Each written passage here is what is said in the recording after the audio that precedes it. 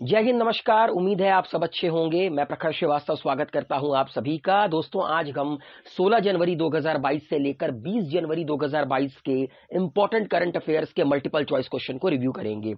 सबसे पहला सवाल के दोस्तों कि इस साल हमारे देश में नेशनल स्टार्टअप अवार्ड 2021 दिया गया। आपको बताना है कि इनमें से कितनी स्टार्टअप्स ने नेशनल स्टार्टअप्स अवार्ड 2021 अपने नाम किया। देखिए, हमारे देश के प्रधानमंत्री श्री नरेंद्र मोदी जी ने कहा है कि अब से हर साल हम 16 जनवरी को नेशनल स्टार्टअप डे मनाएंगे।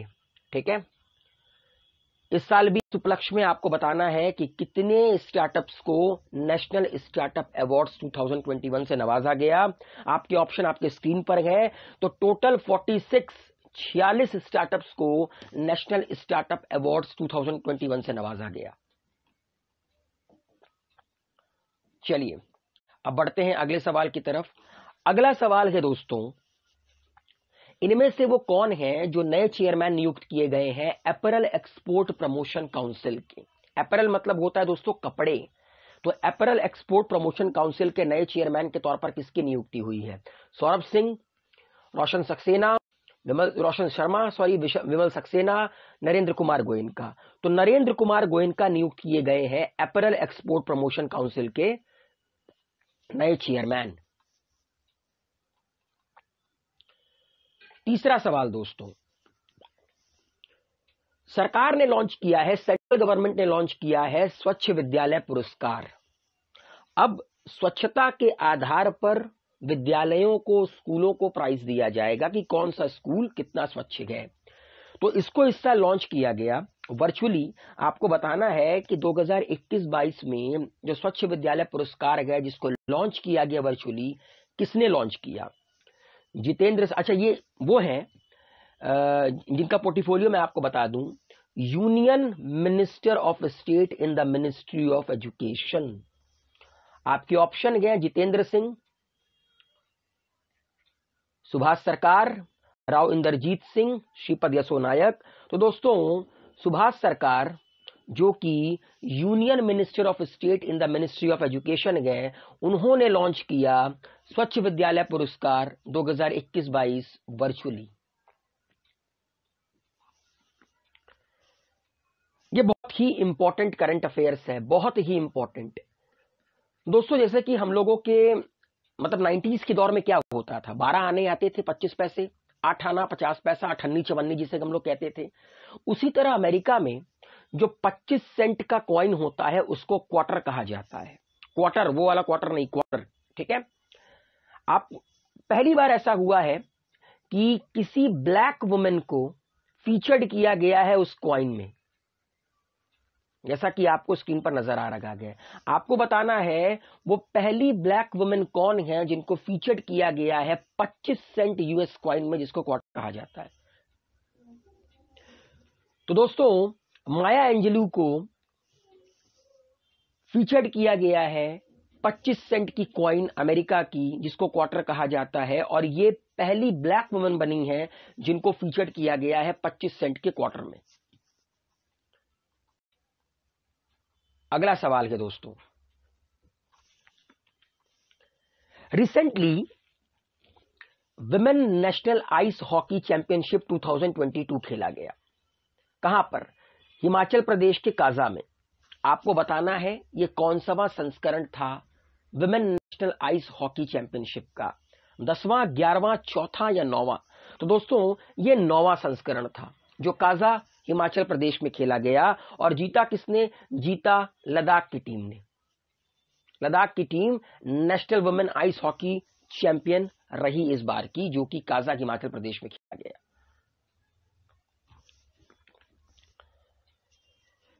दोस्तों, स्पेसएक्स के मालिक एलॉन मस्क आए दिन न्यूज में रहते हैं, जैसा कि आप लोगों को पता है। कमाल की पर्सनालिटी है, कमाल की सोच है। स्पेसएक्स का एक मिशन है ट्रांसपोर्टर 3 मिशन।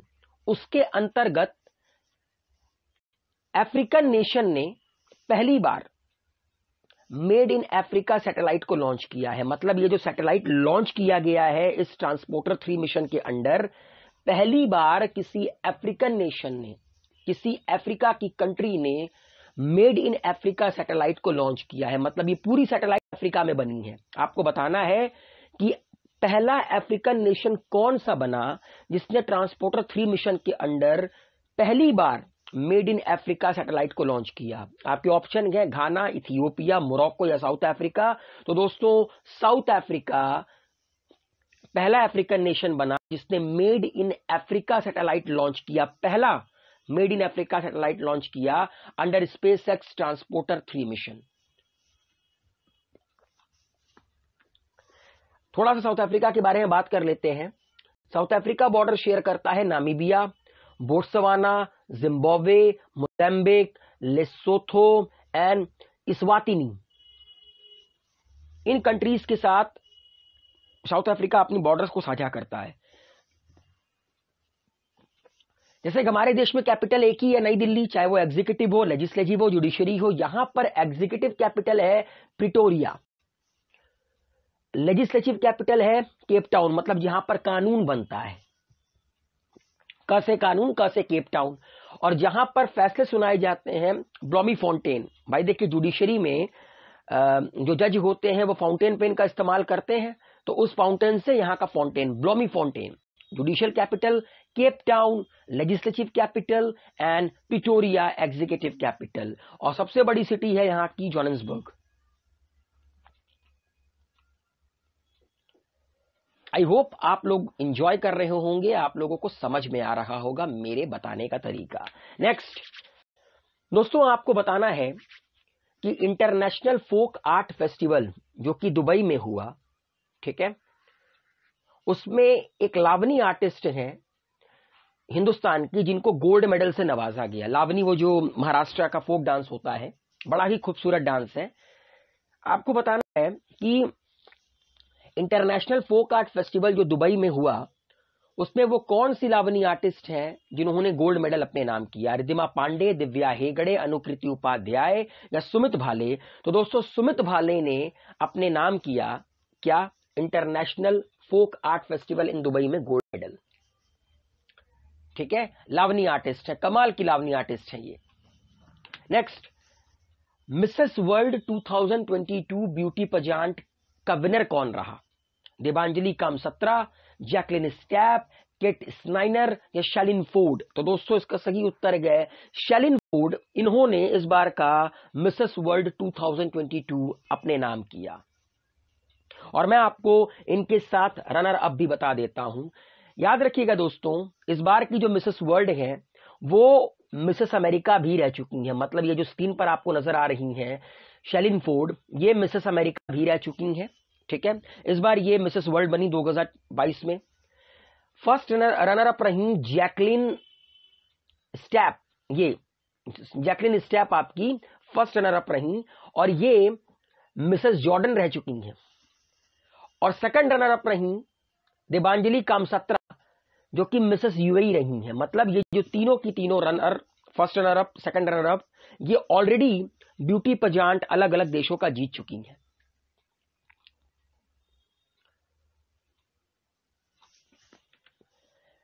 अगला सवाल के दोस्तों, ये जो अभी हम लोगों ने शैलिन फोर्ड के बारे में देखा जो मिसेस वर्ल्ड 2022 रही, उसी अवार्ड में, उसी पजांट शो में एक इंडियन पार्टिसिपेट ने पार्टिसिपेट किया था जिनको बेस्ट नेशनल कॉस्ट्यूम अवार्ड से नवाजा गया। आपको बताना है वो कौन है। Name the Indian participant who has been felicitated with best national costume award at Mrs World 2022 pageant. आपके ऑप्शन आपके स्क्रीन पर गए और इसका सही उत्तर गए नवदीप कौर। नवदीप कौर ने जीता best national costume award at Mrs World 2022 pageant. Congratulation Navdeep Kaur. Next, World Economic Forum एक बहुत ही इंपॉर्टेंट फोरम है जहां पर हर साल हमारे देश के माननीय प्रधानमंत्री श्री नरेंद्र मोदी जाते हैं। एक बार शाहरुख खान को भी क्रिस्टल अवार्ड मिल चुका है इसमें ह्यूमैनिटेरियन के बेसिस के लिए। आपको बताना है, वैसे इस बार का तो ये डिजिटल हुआ कोरोना वायरस की वजह से। World Economic forum Davos agenda 2022 का एजेंडा मतलब थीम क्या था, मतलब 2022 का जो ये जो वर्ल्ड इकोनॉमिक फोरम का दावोस एजेंडा था उसका थीम क्या था। redefining capitalism, the great reset, the state of the world, working together, restoring trust। तो सही उत्तर है दोस्तों world Economic forum Davos agenda 2022 का जो इस बार का थीम था वो था the state of the world.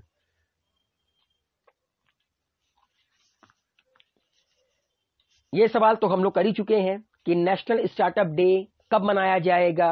जैसा कि हमारे देश के माननीय प्रधानमंत्री श्री नरेंद्र मोदी ने डिक्लेयर किया है, तो हर साल 16 जनवरी को हम मनाएंगे नेशनल स्टार्टअप डे। अगला 2022 का वुमेन्स हॉकी एशिया कप इनमें से किस कंट्री ने अपने नाम किया? नहीं, सॉरी, फिर से 2022 का जो वुमेन्स हॉकी एशिया कप कहां पर खेला जाएगा?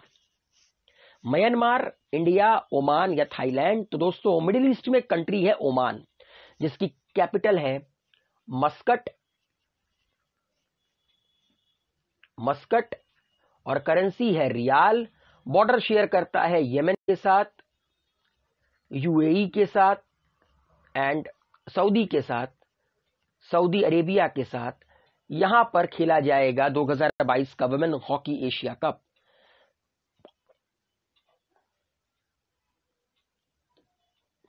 चलिए दोस्तों अपने अगले सवाल की तरफ बढ़ते हैं।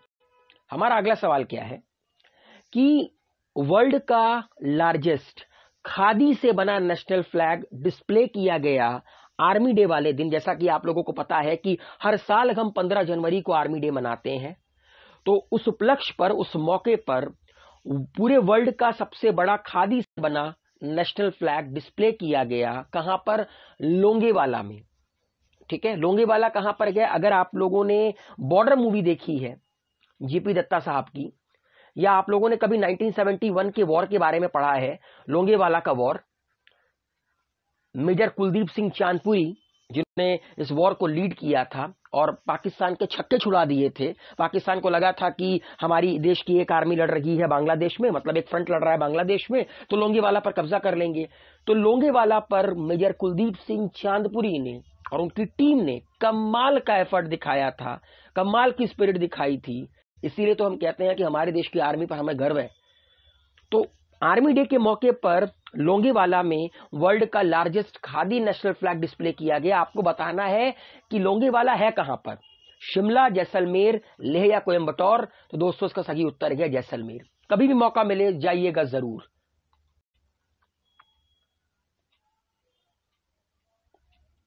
बढ़ते हैं अब आगे की तरफ। Next, commander of the order of the British Empire से किसको नवाजा गया? ब्रिटेन के प्रिंस विलियम्स के द्वारा। ठीक है, for his service toward the game of cricket. Cricket में अपनी सर्विस देने के लिए ब्रिटेन के प्रिंस विलियम्स के द्वारा किसको नवाजा गया commander of the order of the British Empire के अवार्ड से? Ben Stokes, James Anderson, Joe Root या इयॉन मॉर्गन? तो सही उत्तर है दोस्तों इयॉन मॉर्गन। इनको हम कोलकाता नाइट राइडर्स के कैप्टन के तौर पर ज्यादा जानते हैं। अगला सवाल है दोस्तों कि इंडिया की नेवी ने और रशिया की नेवी ने एक एक्सरसाइज किया कहां पर? अरेबियन सी में, at the port of Cochin. आपको बताना है कि उस एक्सरसाइज का नाम क्या है? Hand in hand, Varun, red flag या पासेक्स? तो सही उत्तर है दोस्तों पासेक्स नाम की एक्सरसाइज किया इंडिया की नेवी ने रशिया की नेवी में। कहां पर? अरेबियन सी में, at the port of Cochin. 16वां इंडियन डिजिटल समिट 2022 हुआ। आपको बताना है कि इसका थीम क्या था? इसका थीम था दोस्तों सुपर चार्जिंग स्टार्टअप्स। फिलहाल हमारा मुल्क स्टार्टअप पर काफी ध्यान दे रहा है, क्योंकि अगर सुपर पावर बनना है आने वाले भविष्य के लिए, कहीं ना कहीं स्टार्टअप्स काफी ज्यादा जरूरी हैं नौकरी क्रिएट करने के लिए। नेक्स्ट, इनमें से वो कौन सा स्टेट पंचायत है जो कि हमारे मुल्क का पहला सैनिटरी नैपकिन फ्री पंचायत बनने को तैयार है? Is set to become Andhra Pradesh, Tamil Nadu, Karnataka या केरला?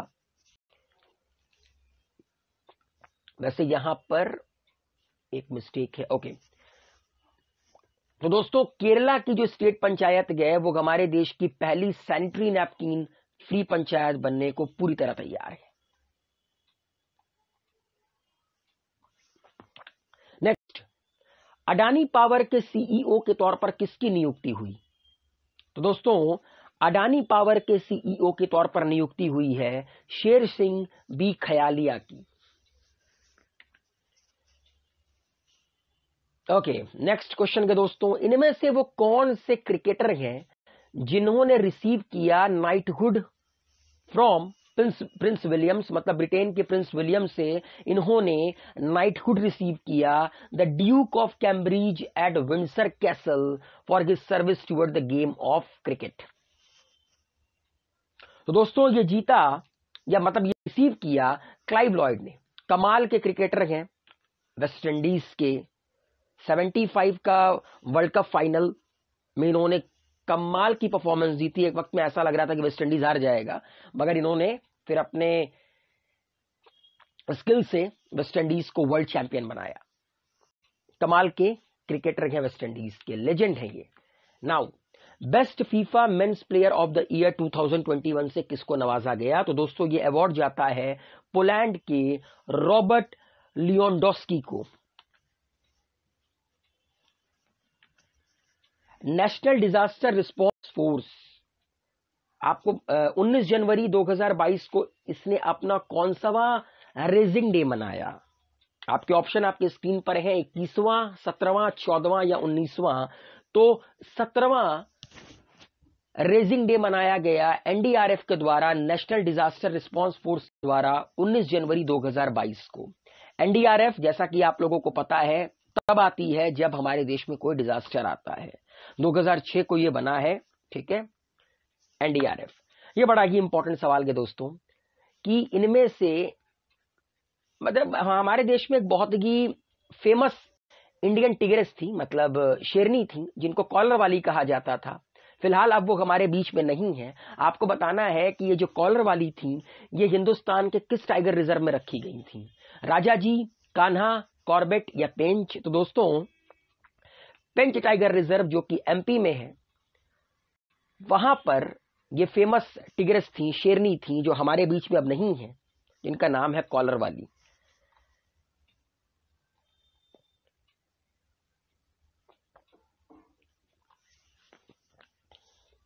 थोड़ी सी बात एमपी के बारे में कर ले।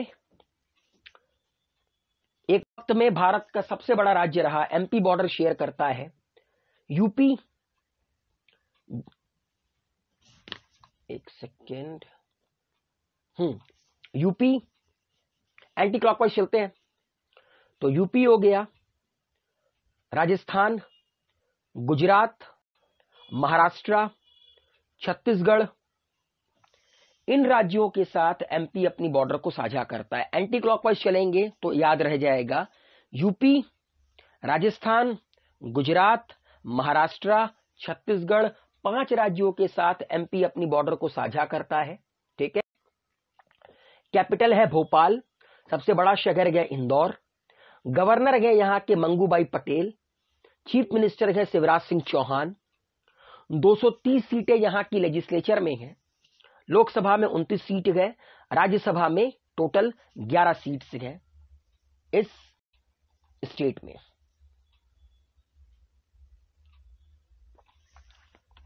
नेक्स्ट दोस्तों, एक बड़ा ही आइकॉनिक ब्रिज है जिसको इन्फिनिटी ब्रिज कहा गया है, वो इन्फिनिटी शेप में है। आपको बताना, अच्छा, इसको ओपन कर दिया गया है to traffic for the first time on 16th of Jan 2022, मतलब ये जो ब्रिज है ये आम पब्लिक के लिए 16 जनवरी 2022 को खोल दिया गया। आपको बताना है कि ये इन्फिनिटी ब्रिज कहां पर लोकेटेड है। आपके ऑप्शंस आपके स्क्रीन पर गए। तो दोस्तों, ये इन्फिनिटी ब्रिज लोकेटेड है यूएई में, जैसा कि आपको नजर आ रहा है। बिल्कुल इन्फिनिटी शेप में आपको नजर नहीं आ रहा है इसके चैनल्स, तो ये इन्फिनिटी ब्रिज आपका यूएई में, यूएई के दुबई में है। नेक्स्ट, इनमें से वो कौन सी कंट्री है जो कि होस्ट करेगी 2022 का AFC women's football Asian cup? आपके ऑप्शन है बांग्लादेश, नेपाल, पाकिस्तान या इंडिया। तो सही उत्तर है दोस्तों इंडिया। इंडिया होस्ट करेगा 2022 का AFC women's football Asian cup. कहां पर? मुंबई, नवी मुंबई एंड पुणे में। और इसकी शुरुआत हो गई है, जब आज हम ये वीडियो बना रहे हैं 20 जनवरी से इसकी शुरुआत हो गई है। दोस्तों एक बड़ी इंपॉर्टेंट किताब रिलीज की गई है जिसका नाम है Bose the untold story of an inconvenient nationalist, जिसको लिखा है चंद्रचूड़ घोष ने। Bose the untold story of an inconvenient nationalist. हम लोगों ने best FIFA men's player of the year का अवार्ड देख लिया। अब आपको बताना है the best FIFA women's player of the year 2021 इसको नवाजा गया। तो ये नवाजा गया एलेक्सिया पुटेलास को। एलेक्सिया पुटेलास को। नेक्स्ट, यूरोपियन यूनियन पार्लियामेंट के प्रेसिडेंट के तौर पर किसकी नियुक्ति हुई है? तो दोस्तों यूरोपियन यूनियन की पार्लियामेंट के प्रेसिडेंट के तौर पर नियुक्ति हुई है रॉबर्टा मेट्सोला की। यूरोपियन यूनियन जो कि 1992 में मैस्ट्रिक्ट ट्रीटी साइन कर बनाया गया, ठीक है, याद रखिएगा। फिलहाल यूरोपियन यूनियन में 27 मेंबर्स हैं। नेक्स्ट, इनमें से किसने अपनी रिटायरमेंट की घोषणा कर दी है at the end of the 2022 session, मतलब इस साल के अंत तक ये खिलाड़ी रिटायरमेंट ले लेगा। तो दोस्तों सानिया मिर्जा ने अपने रिटायरमेंट की घोषणा कर दी है कि वो 2022 के एंड तक रिटायरमेंट ले लेंगी, ठीक है। सानिया मिर्जा जिनको 2004 में अर्जुन अवार्ड से नवाजा गया टेनिस के लिए, 2006 में पद्मश्री अपने नाम किया, 2016 में इन्होंने पद्म भूषण जीता, और भी कई सारे अवार्ड्स इन्होंने अपने नाम कर रखे हैं। नाउ इनमें से वो कौन सी पहली इंडियन बनी जिन्होंने कंप्लीट किया NASA international air and space program at the Kennedy Space Center in Alabama, America, मतलब यूएसए? तो दोस्तों जानवी दंगेती ने NASA international air and space program को कंप्लीट किया और ये पहली इंडियन बनी जिन्होंने ये उपलब्धि अपने नाम की। आज का आखिरी सवाल, जैसा कि पता है आप लोगों को दोस्तों कि एयर इंडिया अब प्राइवेटाइज हो गया, क्योंकि गवर्नमेंट ऑफ इंडिया ने इसको बेच दिया, डिसइन्वेस्टमेंट इसका कर दिया, वैसे देखा जाए तो सेल कर दिया। आपको बताना है कि नए चेयरमैन एंड एमडी के तौर पर किसकी नियुक्ति हुई है एयर इंडिया में? आलोक मिश्रा, वर्तिका शुक्ला, विक्रम देवदत्त या अतुल भट्ट? तो दोस्तों विक्रम देवदत्त नए चेयरमैन के तौर पर नियुक्त किए गए हैं एयर इंडिया के। Appointment committee of the cabinet ने अप्रूव किया है कि 1993 के बैच के आईएएस ऑफिसर विक्रम देवदत्त को नया चेयरमैन नियुक्त किया गया, डायरेक्टर मतलब नया चेयरमैन नियुक्त किया गया एयर इंडिया का। तो दोस्तों उम्मीद है आप लोगों को ये वीडियो पसंद आया होगा। अपना प्यार बनाए रखिए, हेल्दी रहिए, सेफ रहिए, मस्त रहिए, खुश रहिए।